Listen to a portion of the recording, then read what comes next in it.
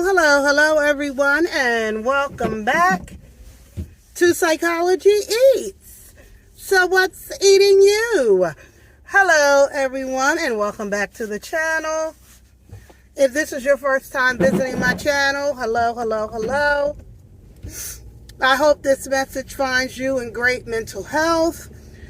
I hope you are doing well and getting through the winter months, honey. We are in the winter, baby. Anywho, you read the title and you saw the thumbnail. I am a reaction channel, and I do reactions on pretty much whatever I feel like doing a reaction on. And so I do some reactions on what we call the street sector, meaning reaction channels or YouTube channels that do content on people that are homeless, drug addicted, mentally ill, basically living in the street. And you got content creators that run up on them, ask them for an interview, and do interviews. So over the last year, I've done content on Mucus, who is the channel holder of Atlanta Street Interviews. If you want to know more about how I feel about Mucus, you can just run through my channel, look at some of the videos that I've talked about Mucus, made about Mucus, and all of, the history of that. Basically, I find him to be repulsive. I find him to be a creep, a sexual deviant, and I feel like he ain't shit. But anyway, so here is his latest claim to fame. And I touched on this subject before when it comes to, like, Mucus is trying to find his next big interviewee. He hasn't been able to do that since his well went dry with the whole Josias saga. Like, Josias blew up a couple of years ago, and everybody was interested in Josias' story, and then that kind of fell apart once we got to, like, what it really was just this homeless kid with severe mental illness and a family that wanted to help him and save him, but you can't help and save somebody who doesn't want that. And then he became drug addicted, So now Mucus found what he thinks is his next big paycheck, which is Tone, and I think her name is Ileana. But here we are with Tone, and Tone, Mucus received some information about Tone's past, in which Tone, according to what Mucus found out through, people exposing Tone and saying that he was doing sex trade work, something that Tone didn't bring to the channel, something that Mucus brought to the channel as a way to expose Tone and to, get views. And I think Mucus thought that everyone was going to be like, oh my God, woo, you got the story of the century.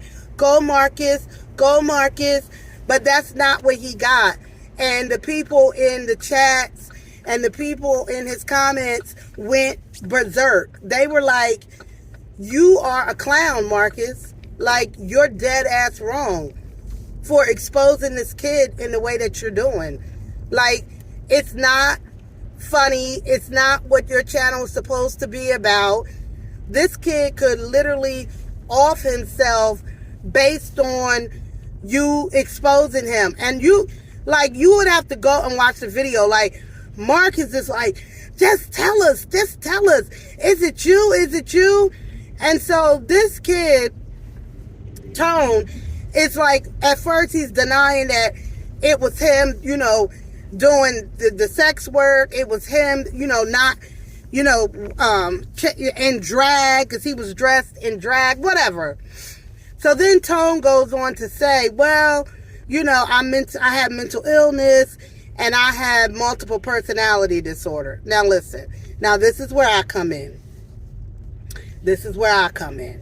Now Tone, honey, now if you're not familiar with me, I worked in mental health. I am a clinician. I teach psychology. I teach abnormal psychology. So I know mental health disorders. I know what it looks like. I know what the symptoms are. Of course, I haven't met Tone. I don't know his history. I don't know his symptomatology. I don't know any of that. I haven't done an assessment on Tone. So this is just based on the few interviews that I've seen him do, based on a little bit of the information that I know about him. I would say I don't believe that he has multiple personality disorders. I do not believe that. I believe that he does have a personality disorders. I believe he does fall in that class of disorders. I believe that it's most likely under a borderline personality disorder.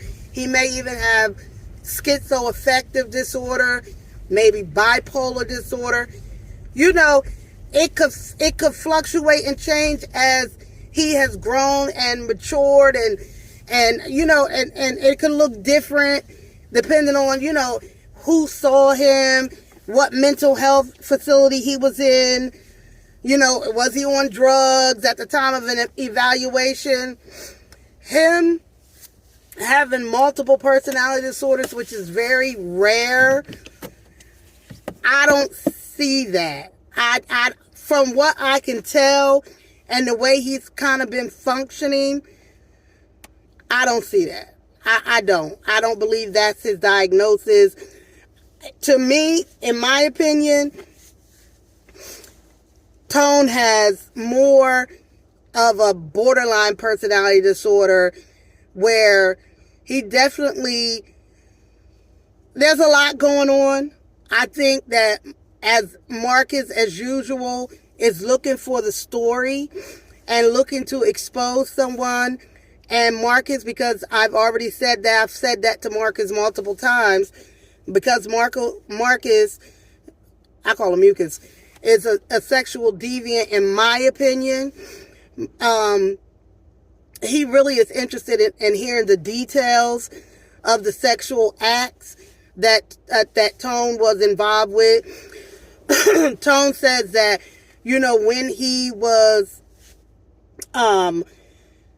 transformed into this other personality that he refers to as Nia, I believe that, he doesn't remember, he doesn't recall what he did during those times. I don't know. I doubt it. I'm very doubtful that is his true diagnosis. But Marcus, because of the pervert that he is, was more interested and became quite frustrated when Tone didn't disclose the details of what Nia did, as far as what she would do while she was in, the sex trade. So it's just Marcus being too much. Marcus just, it's beyond, just talking to homeless people and getting their stories out there. It's always got to be Marcus being a little dirtbag, a little freaky deaky.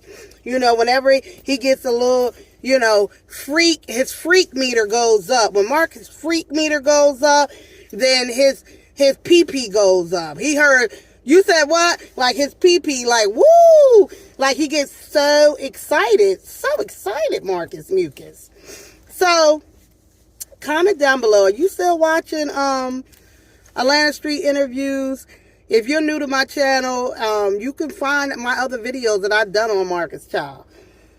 He is not a fan of mine, and I am not a fan of his. But with that being said, I bid you all farewell. Bye.